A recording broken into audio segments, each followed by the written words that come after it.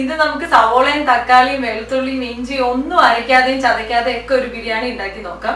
ഒരു 20 മിനിറ്റ് കൊണ്ട് തന്നെ ടപ്പേന്ന് പറഞ്ഞ ഒരു ബിരിയാണി ഉണ്ടാക്കണമെന്നുണ്ടെങ്കിൽ നിങ്ങൾ ഇതൊന്ന് ട്രൈ ചെയ്ത് നോക്കുക. ഇത് ടേസ്റ്റിൽ തീരെ പുറകോട്ടല്ല. പക്ഷെ നമ്മൾ ഉപയോഗിക്കുന്ന സാധനങ്ങൾ ഒന്നും തന്നെ നിങ്ങളുടെ വീട്ടിൽ ഇല്ലാത്തതായിട്ട് നമ്മൾ ഒന്നും ഉപയോഗിക്കില്ല.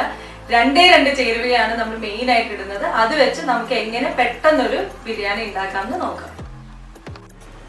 ഇപ്പൊ നമ്മൾ ബിരിയാണി ഉണ്ടാക്കാൻ വേണ്ടിയിട്ട് ആദ്യം 1 കിലോ ചിക്കൻ ആണ് എടുത്തിരിക്കുന്നത്. 1 കിലോ ചിക്കൻ നമ്മൾ ഏത് പാത്രത്തിലാണോ ബിരിയാണി ഉണ്ടാക്കുന്നത് ആ പാത്രത്തിലോട്ട് തന്നെ ഇട്ട് മാരിനേറ്റ് ചെയ്ത് വെക്കാൻ പോവാണ്.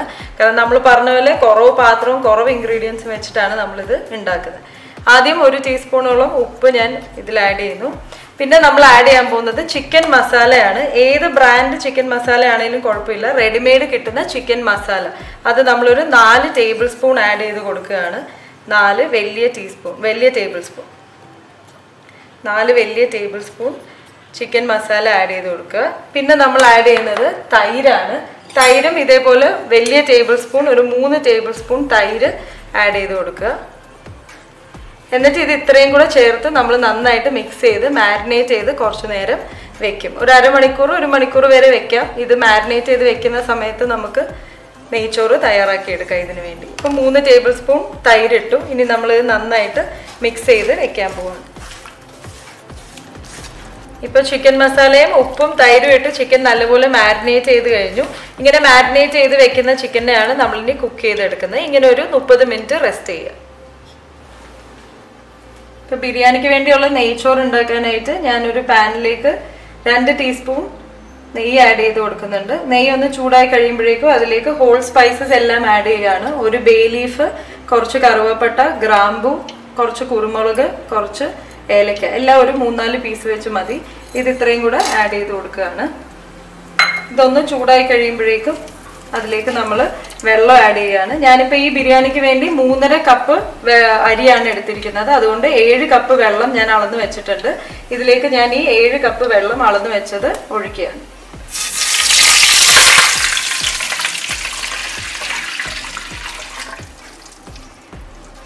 വെള്ളം ഒന്ന് തിളച്ച് കഴിഞ്ഞിട്ട് നമുക്ക് അരി ഇടാം. ഉപ്പിട്ടിട്ട് വേണം വേവിക്കാനായിട്ട്. വെള്ളം തിളച്ച് കഴിഞ്ഞ് ഉപ്പിട്ട് അരിയിട്ട് വേവിക്കണം. ഇപ്പൊ നമ്മൾ നെയ്ച്ചോറിന്റെ വെള്ളം ചൂടാവുന്ന സമയത്ത് നമുക്കൊരു ചെറിയൊരു ഇൻഗ്രീഡിയൻറ്റും കൂടെ നമ്മളൊന്ന് വഴട്ടിയെടുത്ത് നമ്മൾ ആ ബിരിയാണിയിലേക്ക് മിക്സ് ചെയ്യാനുണ്ട്. ഒരു 1 ടേബിൾ സ്പൂൺ എണ്ണ ആഡ് ചെയ്തതിന് ശേഷം അതിലേക്ക് നമ്മൾ ഒരു ക്യാരറ്റ്, നമ്മൾ സാധാരണ തോരന് വേണ്ടിയൊക്കെ ഗ്രേറ്റ് ചെയ്തെടുക്കുന്ന പോലെ ഒരു ക്യാരറ്റ് ഒന്ന് ചെറുതായിട്ടൊന്ന് വഴട്ടിയെടുക്കണം. ഒത്തിരി സോഫ്റ്റ് ആവേണ്ട ആവശ്യമില്ല, ജസ്റ്റ് ഒന്ന് വഴട്ടിയെടുത്താൽ മതി. നമ്മൾ ചോറ് ഫുൾ ആയതിനു ശേഷം ബിരിയാണിയുടെ പുറത്ത് ഗാർണിഷ് ചെയ്യാൻ വേണ്ടിയിട്ട് ഒന്ന് മിക്സ് ചെയ്യാൻ വേണ്ടിയിട്ട് ഈ ക്യാരറ്റാണ് യൂസ് ചെയ്യുന്നത്. നിങ്ങൾക്ക് കാഷ്യൂനട്ട്സും റൈസിൻസും മുന്തിരിങ്ങയും താല്പര്യം ഉണ്ടെങ്കിൽ ഇതേ എണ്ണയിൽ തന്നെ അതും കൂടെ ഒന്നിട്ട് വഴട്ടാം. ഞാൻ സാധാരണ ബിരിയാണിയിൽ ഇടാറില്ല, അതുകൊണ്ട് ഞാൻ ക്യാരറ്റ് മാത്രം ഒന്ന് വഴട്ടിയിടുകയാണ്. ചെറുതായിട്ട് ഒരു 5 മിനിറ്റ് ഇതൊന്ന് വഴട്ടിയെടുത്താൽ മതി. ആ നെയ്ച്ചോറിൻ്റെ വെള്ളം ഒന്ന് ചൂടായിക്കോട്ടെ, അതിൻ്റെ കൂടെ തന്നെ ഇതും നമുക്ക് വഴട്ടി കിട്ടും. ഇപ്പോൾ ക്യാരറ്റ് ഒരു 5 മിനിറ്റ് വഴട്ടിയിട്ടുണ്ട്. ഇത്രയും മതി.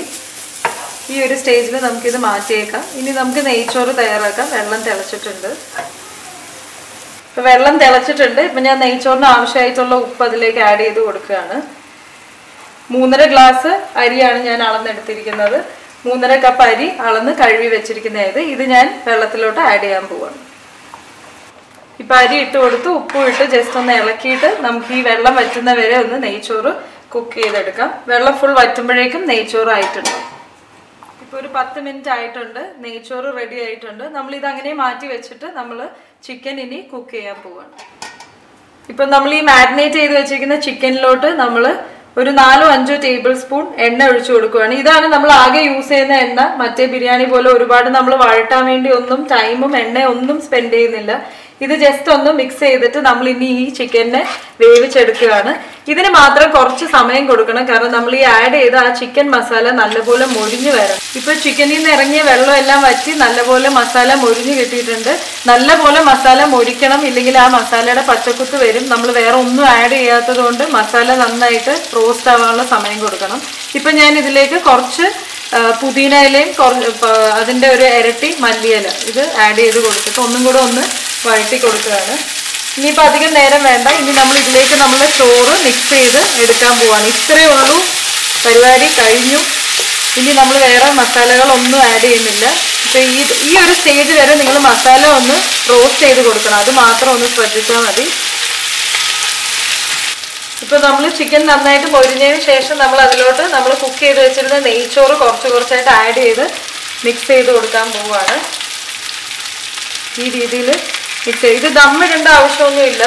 ഇത് ജസ്റ്റ് ഒന്ന് മിക്സ് ചെയ്തെടുത്താൽ മതിയാവും. നിങ്ങളിപ്പോൾ റോസ്റ്റ് ചെയ്യുന്നതിൻ്റെ ഇടയ്ക്ക് നിങ്ങൾക്ക് അത് മസാല മൊരിയുന്നില്ല, സമയം എടുക്കുന്നു എന്ന് തോന്നുവാണെങ്കിൽ ഇച്ചിരി കൂടെ എണ്ണ ഒഴിച്ച് കൊടുത്താൽ മതി. എണ്ണ ഒഴിച്ച് കൊടുത്ത് മൊരിയിച്ചെടുത്താൽ മതി. പിന്നെ ഓരോ ബ്രാൻഡ് ചിക്കൻ മസാലയ്ക്ക് ഓരോ ചെറിയ ചെറിയ ടേസ്റ്റ് വ്യത്യാസവും കളർ വ്യത്യാസവും ഉണ്ടാകും. അത് ഏത് ബ്രാൻഡാണെങ്കിലും പക്ഷെ കുഴപ്പമില്ല.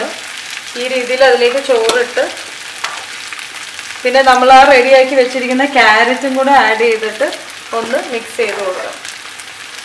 അപ്പോൾ ഞാൻ ഏകദേശം 3.5 ഗ്ലാസ് അരിയാണ് ഞാൻ ഇട്ടിരുന്നത്. അപ്പം 3.5 ഗ്ലാസ് അരി നമ്മളിതിലേക്ക് മിക്സ് ചെയ്യാണ്.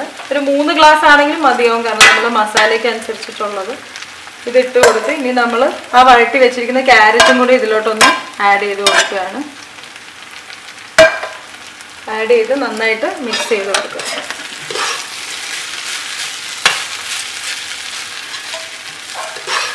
ഇതുപോലെ ഒന്ന് മിക്സ് ചെയ്ത് കൊടുക്കുക. ഇപ്പോൾ കണ്ടോ മസാലയൊക്കെ നല്ലപോലെ അതിൽ കോട്ടായി നല്ല ടേസ്റ്റുള്ളൊരു ചോറാണ്. ഉണ്ടാക്കാനും വളരെ എളുപ്പമാണ്. നമ്മൾ വേറെ ഇൻഗ്രീഡിയൻസ് ഒന്നും തന്നെ ഇല്ല, വഴറ്റുന്നില്ല, ഒന്നും ആഡ് ചെയ്യുന്നില്ല. ഇതുപോലെ നന്നായിട്ട് മിക്സ് ചെയ്തെടുക്കുക. ചോറ് നിങ്ങൾക്ക് വേണമെങ്കിൽ ഇനി മസാല ഇതിൽ കൂടുതലുണ്ടെന്ന് തോന്നുവാണെങ്കിൽ കുറച്ചും കൂടെ ചോറ് ഇട്ട് വേണമെങ്കിൽ മിക്സ് ചെയ്ത് കൊടുക്കുക. അപ്പം ഈ രീതിയിൽ എല്ലാവരും ഒന്ന് ഉണ്ടാക്കി നോക്കുക ബിരിയാണി. ഇപ്പം നമുക്കൊരു 3.5 ഗ്ലാസ് അരി ഞാൻ എടുത്തതിൽ മുഴുവൻ ഞാൻ ഇട്ട് കൊടുത്തിട്ടില്ല. അപ്പോൾ ഒരു 3 ഗ്ലാസിൻ്റെ നെയ്ച്ചോറാണെങ്കിലും മതിയാവും.